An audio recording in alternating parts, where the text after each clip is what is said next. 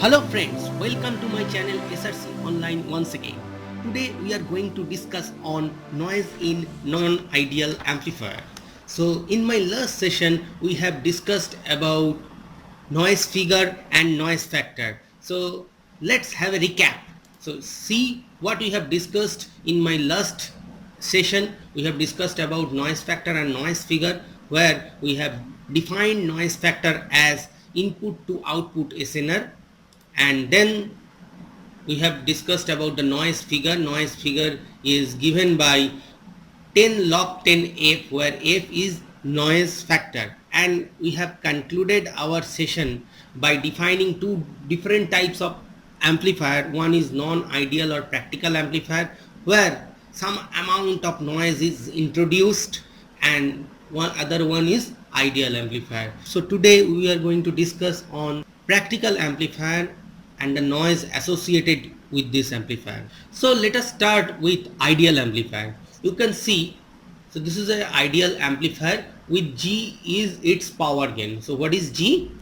G is power gain. So again I will write, so this is my input side power PSI, this is my input side noise PNI.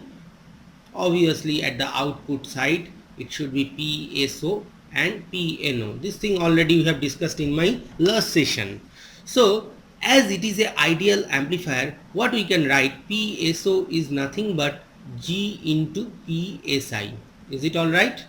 And what about PNO? PNO is equal to G into PNI. So what is the output SNR? Output SNR is basically PSO divided by PNO. So that means the output signal strength divided by the output noise strength, and this is equal to PSI divided by PNI. You can see G will cancel it out, and as a result what is my noise factor? It should be 1. So that means there is no noise inside this amplifier. So this type of amplifier is known as ideal amplifier. So today we are going to discuss on non-ideal amplifier or the practical amplifier, where is noise actually added. So this is, you can see it is a non-ideal amplifier. So everything is same. So this is the input signal, input noise, output signal power, and output noise power. So if I want to calculate the output SNR, so how we can calculate the output SNR? Here PSO is equals to G into PSI. However, PNO is G into PNI plus NA. Look here, the term NA is added. What is the NA? This NA is the internal noise. NA is the internal noise added in this amplifier. Is it alright? So if we calculate the output SNR, so what about the output SNR? Output SNR is equals to GPSI divided by G into PNI plus NA. Is it alright? So this is the output SNR. So output SNR can be written as PSI divided by PNI plus NA divided by G. Okay, so from here we can write it, output SNR equals to PSI divided by PNI plus NA divided by G. So how we can basically increase the output SNR? So by increasing this G.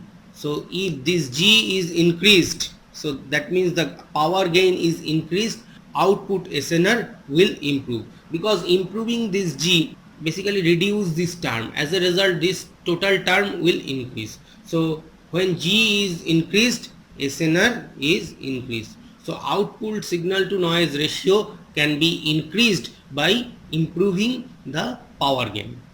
Okay. So now we are going to calculate the non-ideal amplifier noise in terms of noise factor. Okay, what we are going to calculate? Non-ideal amplifier noise in terms of noise factor F. So this is a non-ideal amplifier with noise factor F and power gain G. Is it alright? And now the input signal is again PSI and input noise is PNI equals to KTBN. So see, we have considered the thermal noise.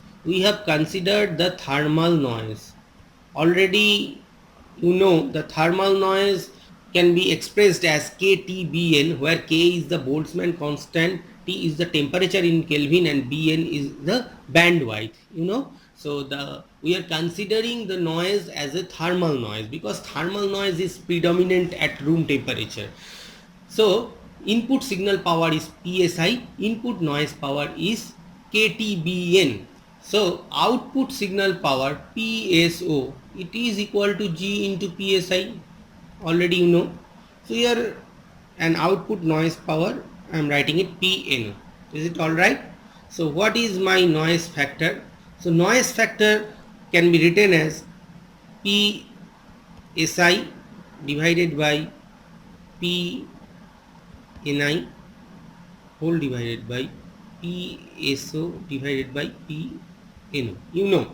So we can write it PSI divided by KTBN whole divided by PSO, means it is basically G into PSI. So see, this is G into PSI. So what I will do, so I will replace G into PSI and this is my PNO. Okay, so if we simplify this thing, what I will get? I will get PSI divided by KTBN into PNO divided by G into PSI. So this thing will cancel out. So from here, what I am going to measure? So I want to measure non-ideal amplifier noise. So this noise means I am going to measure the output noise power.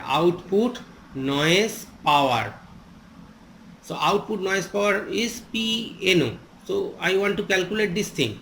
So from here, this noise factor can be written as PNO divided by KTBN into G. So what we can write?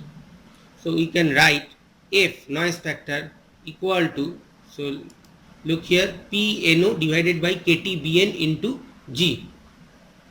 PNO KTBN into G. So what is the value of PNO? PNO equals to FGKTBN. So this is very important relationship. Output noise power is equals to FGKTBN. So what is F? Again, noise factor. What is G? Power gain of the amplifier. K is Boltzmann constants. T is temperature in Kelvin and B in equivalent bandwidth. So output noise power is equal to FGKTBN. So in order to control the output noise power, what we have to do? We have to reduce this thing. So it is dependent on F.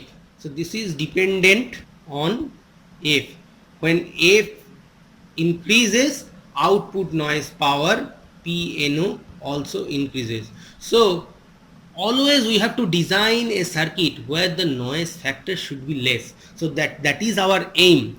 So what is our aim?